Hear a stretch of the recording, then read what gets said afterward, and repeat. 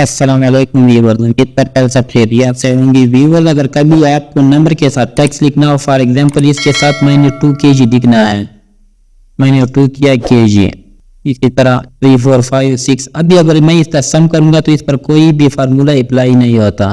वजह क्या है कि हमने टेक्स्ट नंबर एक ही जगह पर लिखे हुए है।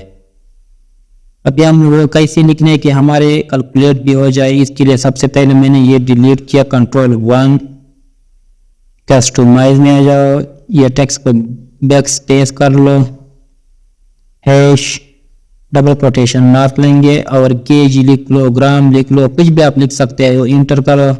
अभी जैसी भी मैं कोई फिगर लिखता हूँ केजी, उसके साथ ऑटोमेटिकली आ जाता है। अभी इसका हमने टोटल करना है, देखो 20 kg। थैंक्स फॉर वॉचिंग, खुदा हाफिज।